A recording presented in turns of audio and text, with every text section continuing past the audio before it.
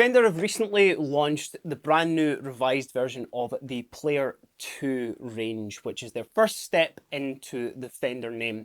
What I'm going to do in this video is I'm going to look at 5 differences between the first range of the Player and the Player 2 series. Now, these are in no particular order. I'm just going to work my way down the guitar, essentially. This one in my hand here is the Player 2, and then this little one here is the Player 1. Starting with the tuning pegs. The Player 2 range has changed to the more kind of vintage style top loading tuners, which Fender actually include on their American ranges, which to my hand certainly, they do just feel that a little bit kind of more precise when you are tuning. And that's of course compared to the ones on the Player 1, which are the more traditional kind of string through and then string up, essentially like that. Now, one of the disadvantages I would find about these is the fact that these are a little bit more nuanced to actually get going with. It would just involve cutting your string, popping it in, and then winding up as normal. But in terms of upgrades, I think this one is a great option. The difference number 2 is maybe one of the headline features, and that is the return of rosewood fingerboards on these guitars. Now, these are available in a maple board option as well, if that's more your bag. But I have seen a lot of players very, very excited about the return of classic rosewood, and certainly on a Stratocaster, that's just one of those kind of classic combinations, certainly with some of the brand new colours that they've released, which we'll get into in a little bit. But moving just on to number 3 while I'm talking about the boards, is actually the inclusion of rolled fingerboard edges on the Player 2 as opposed to the non-rolled fingerboard edges on the Player 1. What essentially that gives you is just the feel of almost like a much more worn-in guitar, but right away from box fresh. It's a really, really comfortable neck to get your hand around. And even if you are doing that kind of classic Jimi Hendrix thing of put your thumb over there as well, it's just going to make it that little bit easier for you. Now, difference number 4 is quite a subtle one, but for me, this made a huge difference for when you're actually playing the guitar, and it's not just those rolled fingerboard edges.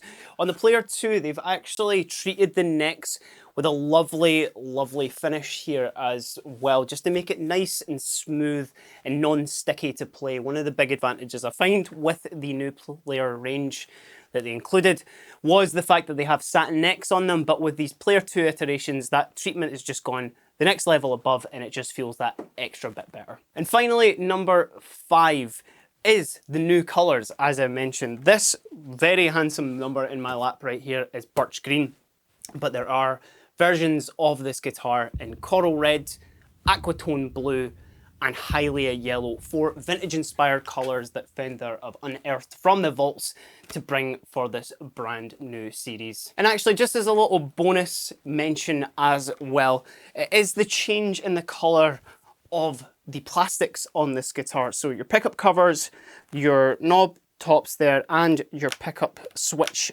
tip there as well have all gone for that more kind of classic sort of aged look as well, which again, just a very, very popular option, especially with some of the Fender custom shop options. And I think it just adds that little extra bit of kind of flashiness to your guitar while keeping it nice and subtle. So in all honesty, that is the biggest differences when it comes to the Player 2 range and the Player range. What I really enjoy is that Fender have not moved too far away from what made these guitars absolutely incredible for players taking that first step into the Fender world. But what the differences they have made in them have really kind of stepped these guitars up, and what I truly believe will it'll keep them in people's collections for a lot longer. You won't feel that need to kind of step up to an upgrade because of what they've already done to them. Now, this video was just a very quick explanation for those who were wondering what the main differences with these guitars are. Now, we have done a full review of the first phase of this launch. You can click it above my head if you do want to hear these guitars in action, and also see some of the other models in the range. Check that out if you do want to see that. But until next time, this has just been a very quick look at the differences of the Player 1 range and the Player 2 range. Have a great day.